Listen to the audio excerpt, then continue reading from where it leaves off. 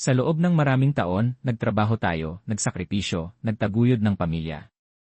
Ngayong wala na ang dating trabaho, ano na ang susunod? Marami ang natatakot sa pagreretiro. Akala ng iba, ito na ang katapusan. Pero sa totoo lang, ito ang bagong simula. Ang unang hakbang, tanggapin na ang buhay ay may bagong ritmo. Hindi mo kailangang maging abala para maging makabuluhan. Planuhin ang iyong araw ayon sa nais mo, hindi ayon sa utos ng trabaho. Gamitin ng maayos ang benepisyo mo. Alamin ang mga diskwento mula sa senior citizen gamot, pamasahe, grocery, at ospital. Tandaan, ang pera ay hindi paramihan, kundi wastong pamamahala. Maghanap ng layunin. Magturo. Magbahagi ng kaalaman.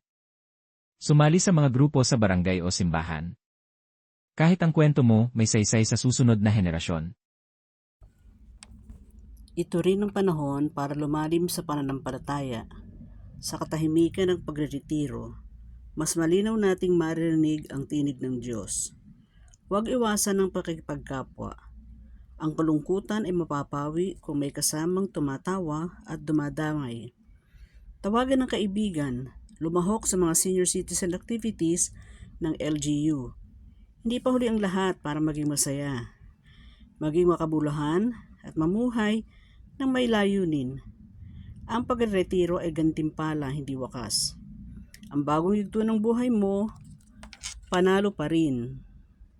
Sa Salmo 90:12, sinasabing, "Kaya turuan mo kami na bilangin ang aming mga araw upang kami magkaroon ng pusong may karunungan." Maaring sumabay sa panalangin ng senior.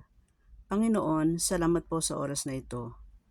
Turuan mo po ako na bilangin ang aking mga araw upang ako'y magkaroon ng pusong may karunungan.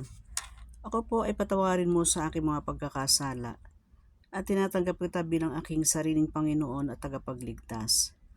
Pangunahan mo po akong mamuhay na may pasasalamat at kapayapaan. Palakasin ang mga nanghihina kong mga kamay at mga tuhod. Nagtitiwala ako sa iyong pagpapagaling ng aking buong kaluluwa at espiritu. Salamat po Panginoon, magmula ngayon ay marapatin mo ang nalalabi ko pang buhay, ay gamitin mo upang maging impluwensya ako sa aking pamilya ng iyong daan at pamamaraan. Sa pangalan ni Jesus, Amen.